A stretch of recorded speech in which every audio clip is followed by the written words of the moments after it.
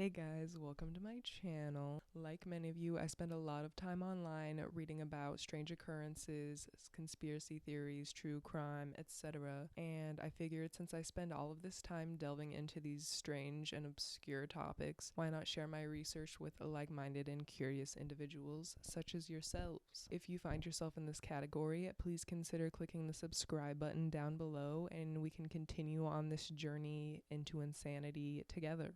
Before getting started, I just wanted to say that this case had very little information online, and the information that I did find was translated from Polish. But with that being said, it's pretty straightforward. So without further ado, let's jump into the case. Mariola Myszkiewicz was born and raised in Czarna Białostocka, a small town in northeastern Poland. She was born to two successful and affluent teachers, and she decided to follow in their footsteps by becoming an educator herself. From the outset of her career at the local primary school, Mariola was known by students and fellow teachers alike as somebody who was very admirable and intelligent. She dedicated a lot of her free time to becoming a better teacher by getting certifications, just educating herself so that she could educate others, and just becoming a well-rounded teacher in general. A lot of her students even called her the coolest teacher in school. But as she dedicated all of her free time to becoming the best she could be in her profession, she kind of fell behind in keeping up with her social life. She started to realize that a lot of her peers, such as her friends and other fellow teachers, had begun to start families, and she had just spent so much time trying to better herself that she kind of forgot that aspect of her life.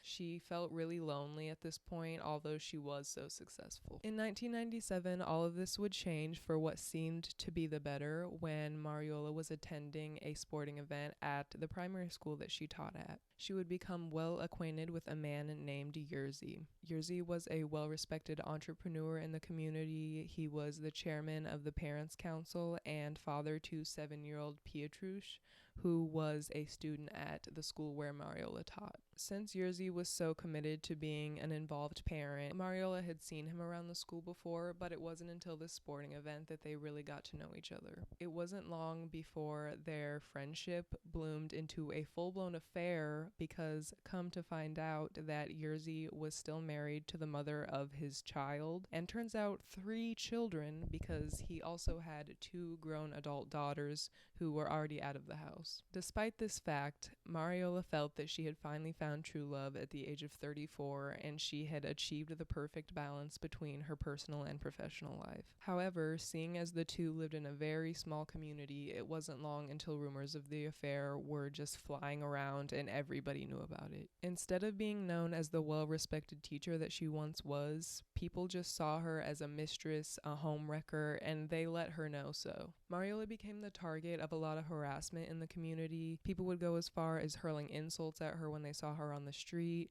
They would send her harassing letters and voicemails, and somebody even wrote horrific insults on her apartment door. Despite all of the backlash, Mariola would not allow the opinion of the people in the town to sway her decision against being with her forbidden lover. Mariola had confided in her mother about the affair and the relationship with Jerzy, and her mother did encourage her to break it off. Mariola had worked so hard to become well respected in her career that her mother just didn't think that it was worth the trouble. Despite this, Mariola refused to give up on this relationship. Jerzy promised that once his 7-year-old son Piotruś was out of the house and grown up and could understand the situation, that he would finally leave his wife so that Mariola and he could live happily ever after. Mariola held him to this promise, and she would continue to endure harassment from the community for the next 4 years. She truly believed that Jerzy would leave his wife and that they could finally live their life together.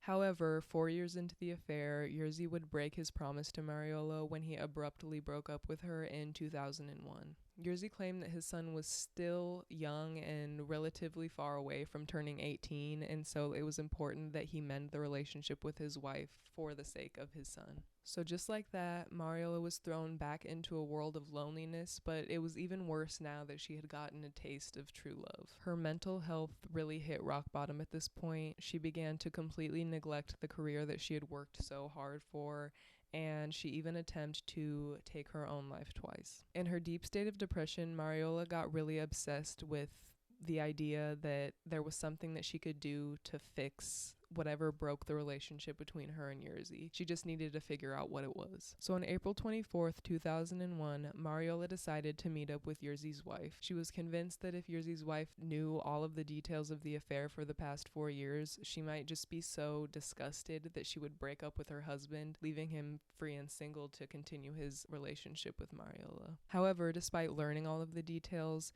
his wife didn't really care. She agreed that it was more important that they stay together for the sake of their child. Mariola was absolutely devastated by this fact, and she finally came to a conclusion that there was one thing standing in the way of her love, and she was willing to do whatever it would take to get it back. So on April 25th, 2001, Mariola would carry out the plan that she had concocted in her head. She arrived at school early that morning, which was already a little unusual considering she usually taught afternoon classes. She told fellow teachers that she wasn't feeling well and that she needed the keys to the nurse's office, likely to get some medication or to lay down to take a nap. As she unlocked the nurse's office, she stopped 2 students who were walking by and told them to go get Pietrusz and bring him to the nurse's office. And of course, these 2 young children being given instruction by an authority figure, a teacher, they're going to do what she says. So they do as Mariola says. They go and bring Pietrusz to the nurse's office, and Mariola proceeds to then bring him in and lock the door behind him. Witnesses in nearby rooms claimed to hear yelling and the sound of hitting coming from inside the office. And while it's unclear exactly what happened, it's believed that Mariola began to hit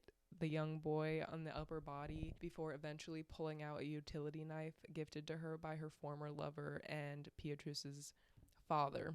And she unfortunately then began to stab the young boy several times in the head and neck. Horrifyingly enough, students and staff had begun to gather around the door trying to break it down when they noticed blood seeping out from underneath the door. Eventually, a physical education teacher was able to break down the door in efforts to save the young boy, but by the time he broke down the door, Pietrusz was found laying in a pool of his own blood. The 11-year-old boy had attempted to fight back, but he was just no match for a woman that was over 3 times his age. Paramedics were called, but unfortunately Pietrusz would succumb to his injuries before they could arrive and perform life-saving measures. Amidst all of this shock, horror, and chaos, Mariola was able to slide out of the nurse's office and flee from the school grounds. With the hero-turned-villain on the loose, students were immediately evacuated from the school and police were notified. The residents of the small Polish town were understandably just shook. They had no words. They knew that Mariola held a negative reputation in the town for the last several years, and while she was capable of participating in this affair with a married man, they never anticipated that she could be capable of killing one of her own students. The town was not only forced to live in fear for their children, their families, themselves,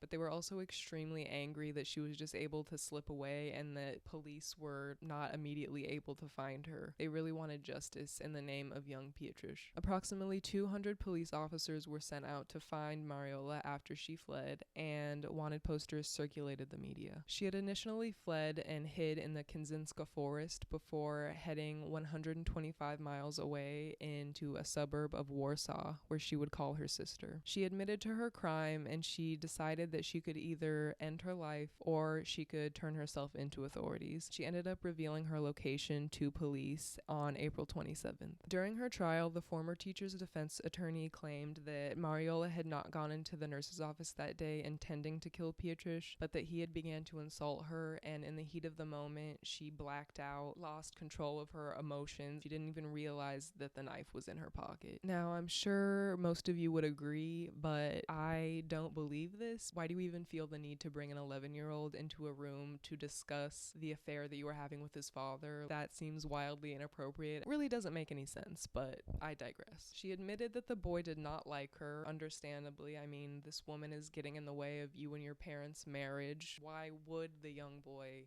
like this teacher. Was he just supposed to accept her as a new mother? I don't think so. She also claimed that the 11-year-old boy was responsible for many of the harassing letters and voicemails that she had received over the years, which even if he was responsible, that is no justification for her actions. Throughout the court proceedings, Mariola showed no real emotion or remorse for her actions. After undergoing psychiatric evaluations, she was found to be sane at the time of the crime. The court determined that this was not a crime of passion, as Mariola had claimed, likely because she knew that she would get only 10 years in prison if it were a spur-of-the-moment type thing, but ultimately they determined it was premeditated, seeing that she locked him in the office, had a knife with her.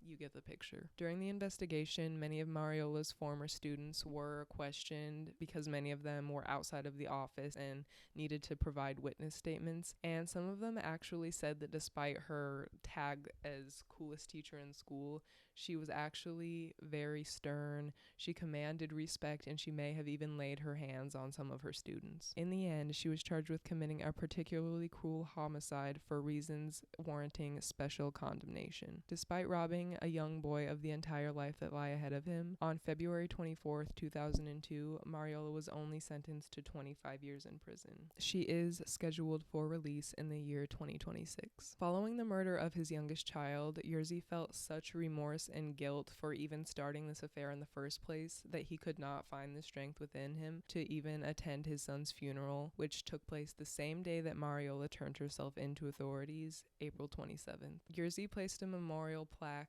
in the school where the crime took place, but it was ultimately moved to the boy's tomb, as many parents apparently complained that the plaque reminded their students of the tragedy that took place, which in my opinion is a little strange that parents would complain about a memorial plaque in a school, but I'm not a parent. I haven't experienced anything like this, so I can't really speak on their behalf, but it is what it is. I hope I pronounced many of the things correct in this video. Regardless, I would love to hear your thoughts and opinions down below in the comments. This woman was very mentally ill. She was in a dark, deep state where she wasn't thinking rationally. As I mentioned before, I don't see how she thought in her head, let me kill this man's child and he'll get back together with me and we'll just live happily ever after. While it's obviously horrible that Jerzy even engaged in this affair, I do not at all think that Mariola's actions were founded. I feel horrible for Jerzy's wife and just their entire family for losing such a young boy over adult issues that he really had nothing to do with. But that is all for today's video. I will see you in the next one, and I appreciate you watching. Bye!